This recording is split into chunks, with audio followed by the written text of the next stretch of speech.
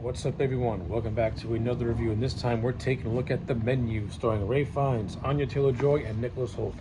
Menu tells the story of a group of people who go to this private island to be wined and dined by this enigmatic chef. While on this island, some very intense things starts to happen. So yeah, that's the overall story of The Menu. Let's talk about it. So this is a movie that's really going to be divided. The Menu is going to be a movie that you're either going to really like and you're going to appreciate the story that was being told, or you're just not going to understand it and think that that it's just a mess, and it's just an excuse to do food porn. So The Menu is going to fall on two opposite sides of the spectrum.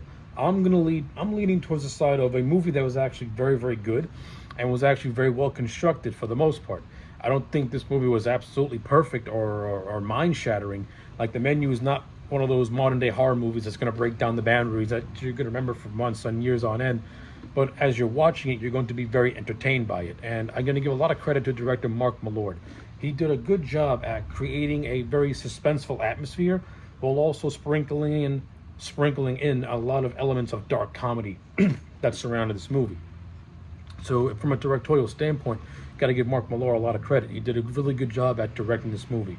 It had like a Hitchcock pacing to it. It was a slow burn, and little by little things start to get revealed to us as the film goes on, which is something that you can appreciate in modern horror nowadays.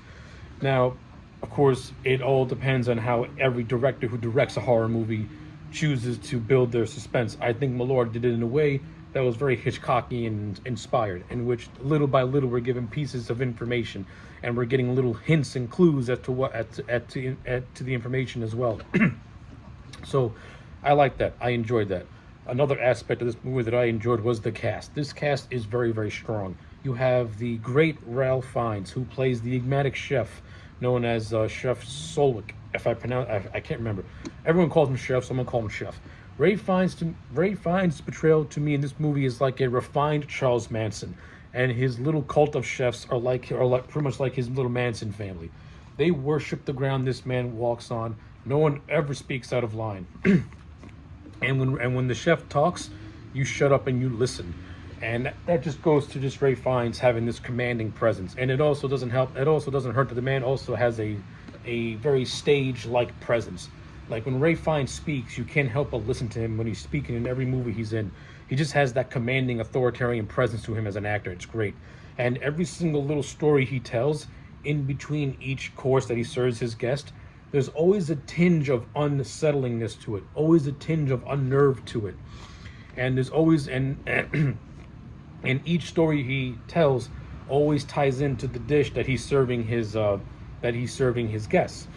uh, which I thought was very creative as well. Like, there's one course that he's serving them. He's talking about Taco Tuesday, and he tells a story about how his father was a drunk, how his mother became an alcoholic, how his father was abusive, and this segues into the dish in which every person there are seeing a reflection of every negative thing they've ever done throughout the course of their life. I like how that's tied into the food. Like, it gives it more of like a it heightens the horror aspect of this movie, and also heightens the mystery aspect of this movie. And we overall finding out that the chef's main goal to having all these people here is because these are the people who pretty much in his mind soil his work, take his work for granted, so to speak. So he has them all here to pretty much have like a to pretty much kill everyone. So well, in his elegant ways, everyone was invited to this island knowing that they will suffer a deathful fate. And throughout the course of the movie, we see things happen. Like, we see this guy who is like hung as an angel be drowned to death. We see this other guy, have his ring finger chopped off. One of chef's, little cooks, takes his own life. We see a scene where he pretty much, has one of the characters named Tyler, played by the great Nicholas Hoult, the very, very good Nicholas Hoult, one of my favorite actors working today. We see him, and throughout the course of the movie, it plays a character of a foodie, somebody who's obsessed with food and knows almost everything there is about the chef character. And when the chef and Tyler finally interact, it's pretty much proven that Tyler doesn't know his way around the kitchen. The chef pretty much in very elegant ways berates him, which causes Tyler to pretty much kill himself in a very, very dark way by hanging himself. So yeah, that, this further enhances the threat of the chef's character. Like, he doesn't need to do anything. It's just his influence that haunts you. Like, there's this other scene where he has all the women stay in one place and have all the men be run around the island for a chance to escape while his cooks chase them, trying to capture them. But before this happens, he has one of his cooks, by a woman named Catherine, tell the story about how the chef made sexual advances towards her, and she kept denying him time and time and time and again. And this segues into the name of a dish called Man's Folly. Like, the chef doesn't need to do things. It's just the thing. It's just the stories that are being told, and what's being described to us is where the horror comes from this movie, and that's what makes the chef a very interesting character. Now, I already mentioned the character of Tyler, who played by Nicholas Hoult. Tyler, to me, is not really much of a character in this movie. He's more or less like a devoted fanboy who meets his idol, and then his idol wants nothing to do with him in a way. The real focus of this movie is the character of Margot, played by Anya Taylor-Joy. I like Anya Taylor-Joy as an actress. I've seen her in movies where she can be legit the only good part of it, New Mutants. And I've seen her in movies where she's actually one of the best parts of it. See Split, could you have Chiax off James McAvoy? In this movie, Anya Taylor-Joy is no different. She plays this character called Margot, who is never supposed to be at this island, as she's posing as somebody else. Throughout the course of this movie, we find out who she is, and we also find out that she has a connection to one of the other guests on this island, which is a married couple.